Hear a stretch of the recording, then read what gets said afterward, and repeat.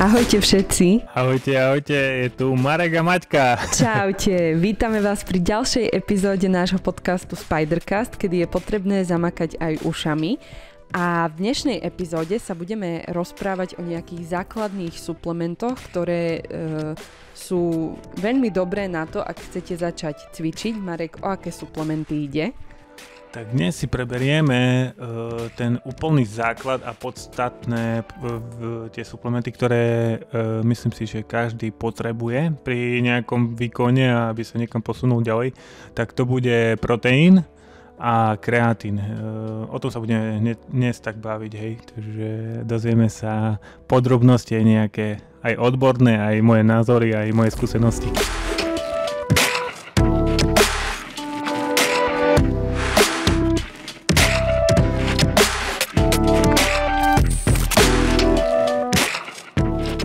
Začneme asi proteínom, keďže proteín je taká asi najzákladnejšia vec a úplne prvá vec, po ktorej každý siahne, keď začne cvičiť. Marek, tak čo je ten proteín? Takže po našom proteín je to bielkovina a bielkoviny sú základnou stavebnou jednotkou každej bunky. A my športovci hlavne sa zameriavame na tie svalové bunky a využívame ten proteín na to, aby nám tie svaly regenerovali a podporil nám nejaký ten rast tým užívaním tých suplementov. Ale my sa budeme baviť dnes o tých suplementoch, ale bielkoviny sú v podstate základnou zložkou každej stravy a každej suroviny, ktorú užívame. Než bude ďalej pokračovať epizóda, tak vám chceme pripomenúť, že už o týždeň v sobotu 19. augusta sa uskutoční 10. ročník Brezovského behu zdravia. Stále ešte prebieha online registrácia na stránke bbz.sk. Rovnako nezabudnite sledovať Facebook a Instagram Brezovský beh zdravia pre nové informácie. Príďte si zabehať a zažiť pohodový večer. A aké benefity prináša proteín pri dlhodobom užívaní? Tak proteín z dlhodobého hľadiska podľa toho, ako aj ho užívame, či už cieľene na to naberanie svalovej hmoty, väčšinou sa na to zameriavajú chlapi, ale už aj baby, hej, každý chce nejak vyzerať, mať tú fit postavu a symetriu, tak tam ten nárast svalovej hmoty, hej, znižuje to chuť do jedla, keď užívame vyšší, znižuje pocit hladu, zrychluje nám metabolizmus, hej, potom užívanie proteínov nám vytvára v tele termický efekt, o tom si môžeme potom tiež povedať, čo to je, a tak aj zároveň nám podporuje ešte aj našu krásu prirodzenú, takže kvalitu vlasov, nechtov a pleti, hej, je to základná stavebná zložka, hej, našej bunky, tak v podstate je to blahodané na celé telo. Uh-huh.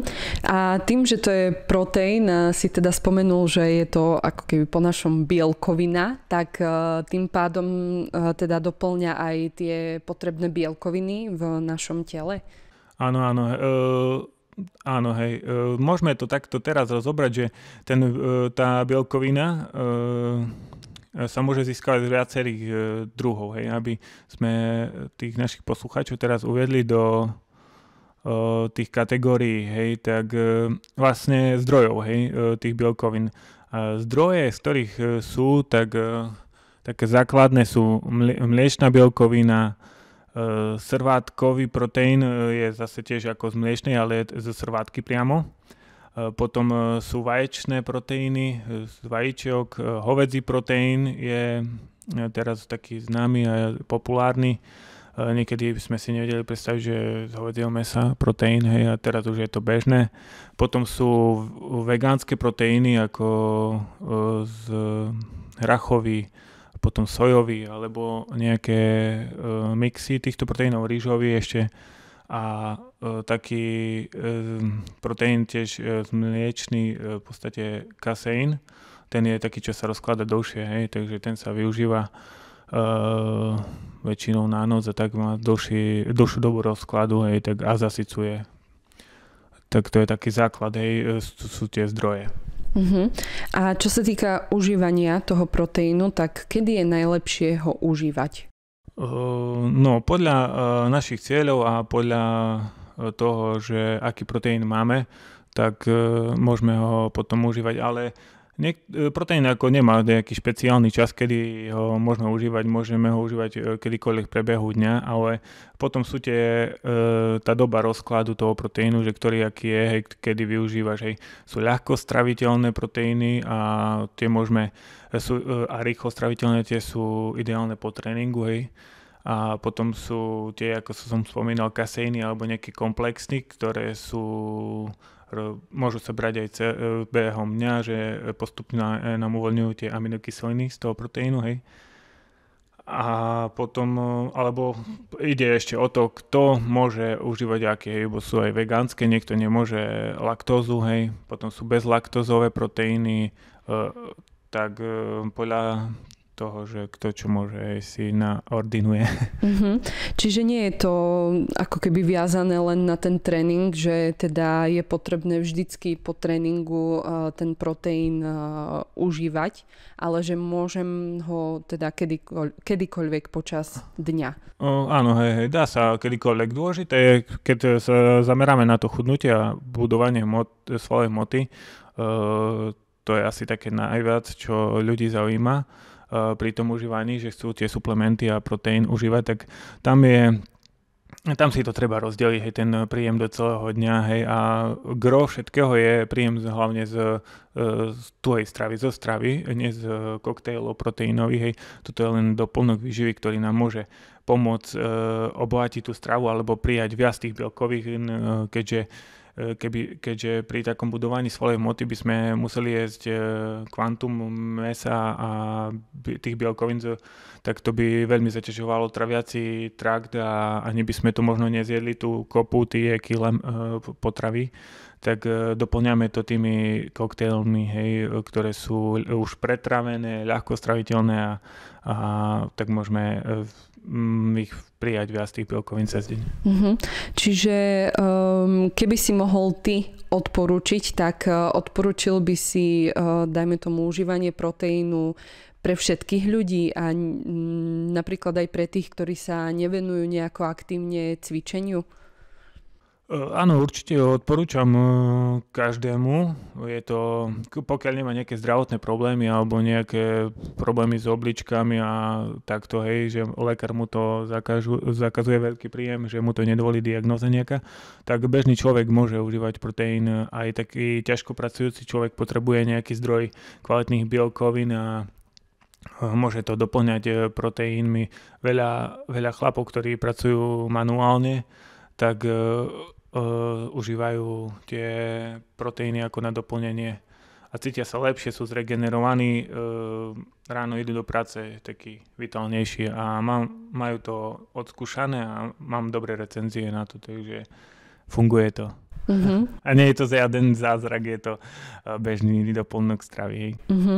A pri odporúčaní ešte zostaneme, ktorý podľa teba proteín, to už padlo aj v minulých epizódach, že teda to odporúčanie nemusí byť vždycky presné, ale keď by si mal možno za seba povedať, alebo možno, že aj za svojich klientov, tak ktorý proteín je podľa teba taký základ, s ktorým by každý možno, že mohol začať?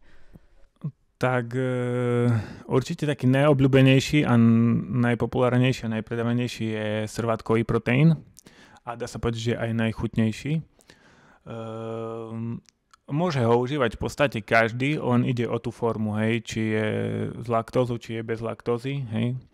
No a tam sa to delí tiež na počas toho výrobného procesu, aký proteín bude, či to bude koncentrát, izolát alebo hydrolizát.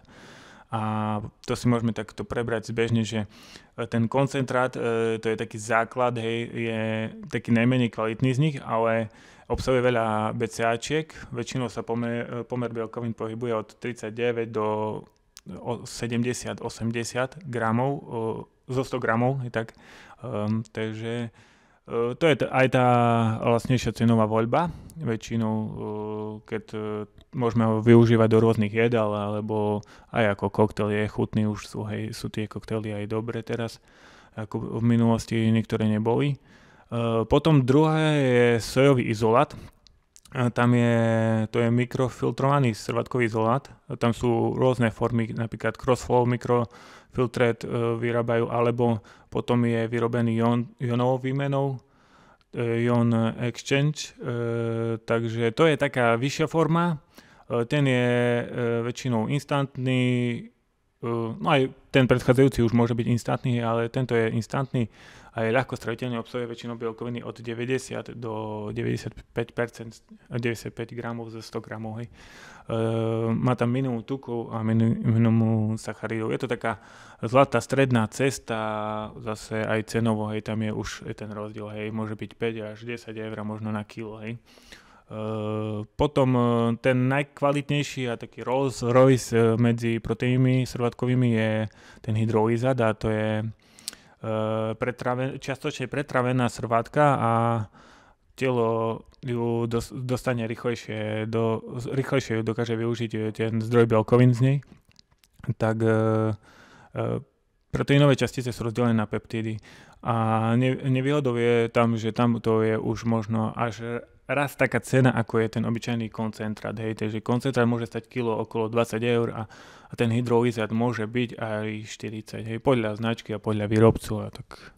No a teda dajú sa proteíny kombinovať, nazvem to tak, že do nejakých jedál, dajme tomu, že napríklad môžem ho pridať, keď pečiem nejaký koláč a či ho môžem použiť aj na to?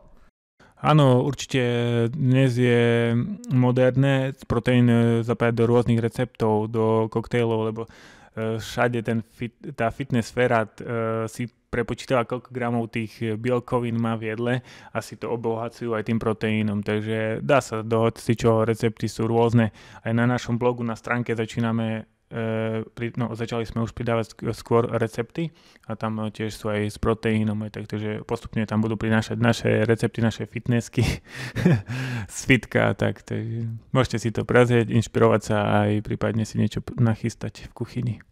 No a už keď by som teda mala záujem o to si zakúpiť ten proteín, no tak ktoré dôležité kritériá je potrebné zvážiť pri výbere toho správneho proteínu? Tak rozdielil by som to do 4 takých kategórií. Takže ten zdroj bielkovín v proteíne, z čoho je, takže vyhľadám si, že čo potrebujem, či chcem nejaký vegánsky alebo to, tak si vyberiem zdroj, z čoho je vyrobený. To je prvá. Druhá je množstvo bielkovín na 100 gramov, to je dosť podstatné toto, lebo čím je ich menej, tak bielkovina je možno menej kvalitná a je tam viac cukru a tukov. Takže to by som po druhé. A po tretie chuť a rozpustnosť. V podstate určite by som odporúčal si zakúpiť radšej ochutený proteín ako neochutený, lebo neochutené proteíny využijete tak do jedál, ale robiť si z toho nejaký drink, to je také, no nechcem povedať, že nechutné, ale nie je to moc chutné, hej. Takže ochutené proteíny a tá rozpustnosť, aby sa nerobili hrúdky nejaké, tak to treba tiež odsledovať si, prípadne z nejakých recenzií alebo si dať poradiť od niekoho, kto už má nejaké odskúšané značky a vám poradí. A štvrtá je podstatná určite cena, hej, každý, kto si čo môže dovoliť, hej, tak určite je lepší aj lacnejší proteín ako žiadny.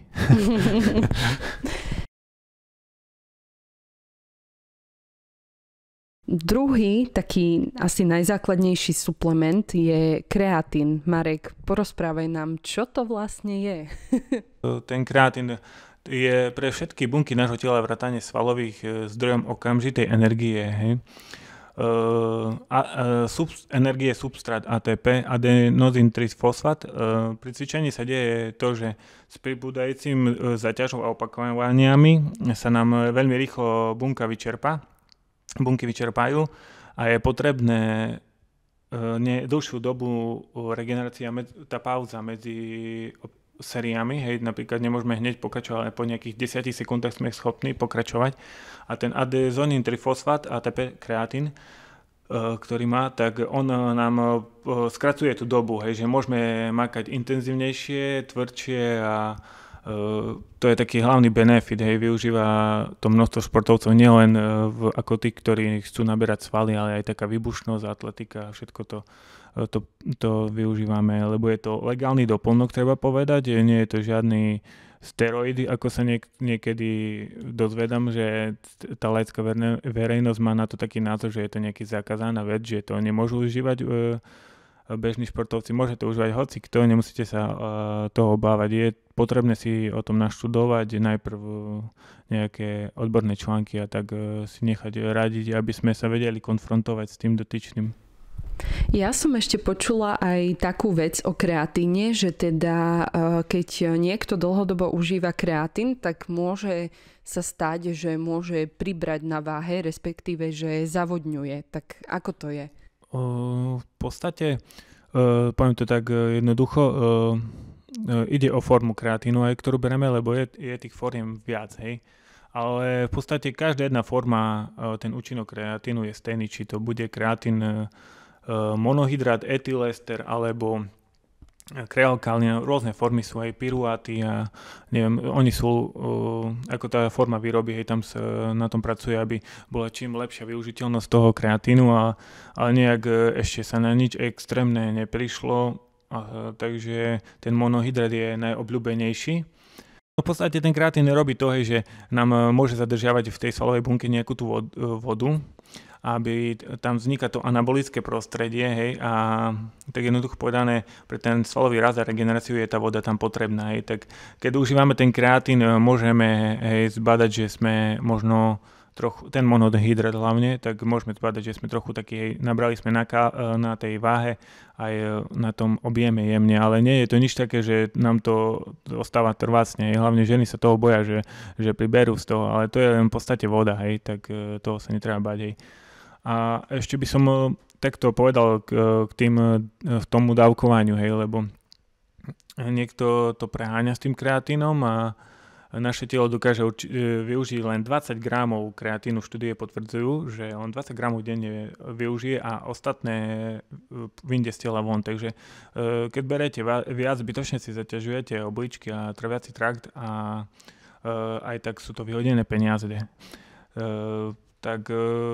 A nové štúdie sú také, že niekedy sa tradovalo, že nasycovacia fáza, a ja som ešte z tej starej éry, že sme brali nasycovaciu fázu a občas som to ešte robil, už v poslednej dobe to nejak nerobím, tak bolo tak, že nasycovacie fázy sa bralo týždeň po 20 gramov kreatínu a potom už len po nejakých 5 gramov denne, hej.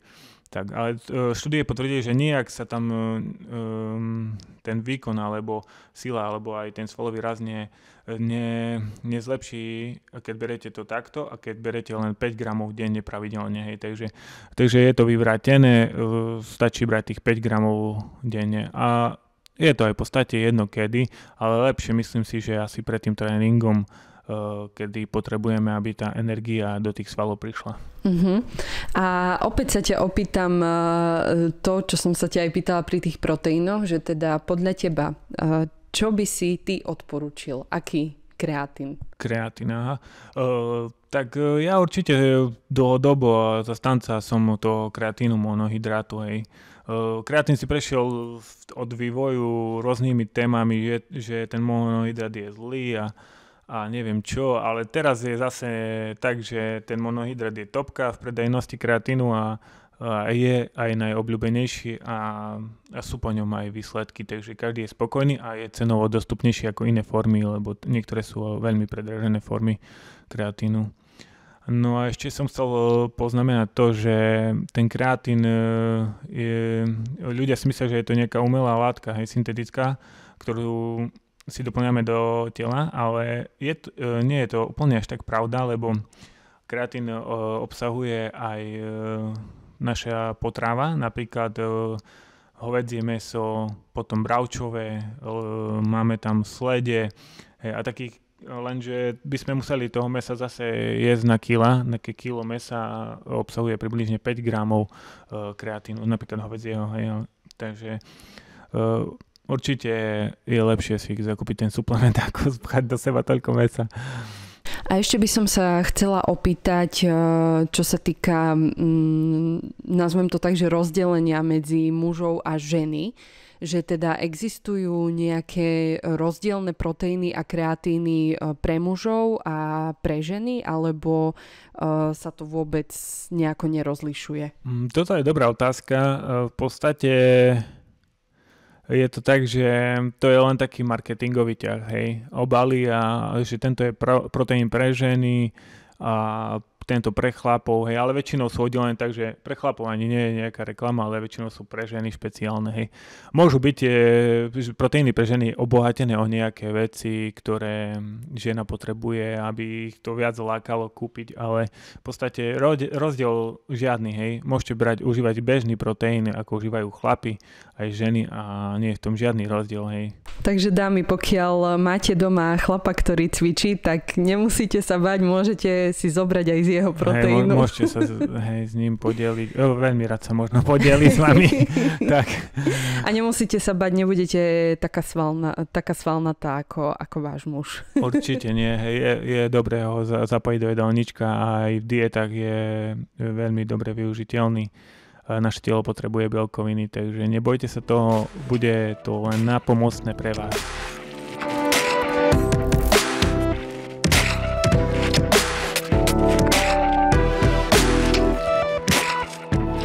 Dobre, takže prešli sme si tie také najzákladnejšie suplementy, ktoré je dobré užívať, pokiaľ chcete začať cvičiť alebo pokiaľ v tom nejako dlhodobo pokračujete. Marek, ďakujem ti za veľmi prínosné informácie, ktoré dúfam a verím, že pomohli aj vám. Ďakujem aj ja, že sme mohli prebrať túto tému, ktorá je veľmi podstatná, hlavne pre začínajúcich, ktorí začínajú cvičiť alebo začínajú s nejakými doplnkami výživy. Takže toto sú také moje odporúčania, ten proteín a kreatín je taký základ. Nemusíte sa toho báť a nemusíte sa báť ani o svoje deti, keď nejakí chlapci v pubertálnom veku majú záujem o proteín, im to kúpiť a určite im to nepoškodí, len pomôže, takže odporúčam. A pokiaľ by ste mali záujem si nakúpiť nejaké proteíny a kreatíny, tak môžete navštíviť aj stránku spidershop.sk, kde je veľmi bohatý výber a určite si vyberiete to svoje. Takže ďakujeme vám veľmi pekne za počúvanie a počujeme sa pri ďalšej epizóde podcastu Spidercast. Čaute. Čaute.